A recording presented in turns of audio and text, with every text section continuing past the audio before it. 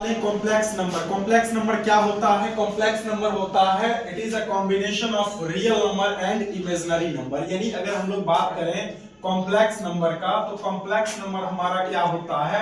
Real number plus होता है imaginary number. यानी दो नंबर का ये हमारा क्या होता है? कॉम्बिनेशन होता है। कॉम्प्लेक्स नंबर को डिनोट जो करते हैं z से डिनोट करते हैं, z equals to x plus i y.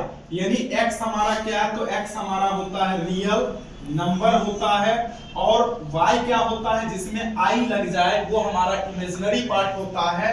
यानी ये हमारा होगा इमेजिनरी नंबर।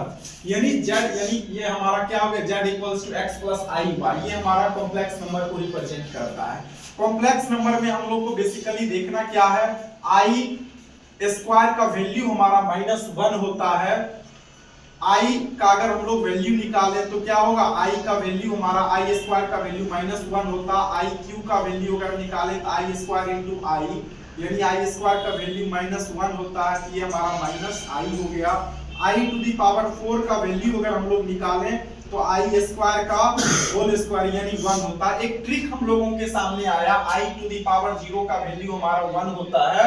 वो ट्रिक है कि अगर 4 से डिविजिबल अगर कोई भी हमारा नंबर होगा, कोई भी पावर होगा, तो उसका वैल्यू 1 होगा। फॉर एग्जांपल अगर हम लोग देखें 4, 8, 12, 16, 20, यानी i की पावर 20 का वैल्यू पूछेगा। देखो पावर में 20 है, ये हमारा डिविजिबल किससे है? ये हमारा 4 से डिविजिबल है, इसलिए इसका वैल्यू 1 होगा। i की पावर अगर दे दे 40, ये भी देखो 40 हमारा डिविजिबल है 4 से, दैट मींस इसका वैल्यू हमारा कितना होगा? तो 1 होगा।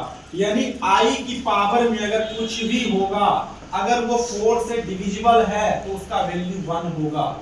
अगर ये पॉसिबल नहीं है, अगर मान लो डिविजिबल नहीं हुआ, i की पावर अगर मान लो दे दिया 18, अगर हमने डिवाइड किया 4 से, इसको डिवाइड किया 4 से 18 को अगर डिवाइड किया तो 4 टाइम्स 16, रिमाइंडर कितना बचा? 2 बचा। यानी i स्क्वायर का वैल्यू मेरा कितना होता है? तो -1, यानी मेरा वैल्यू क्या हो जाएगा?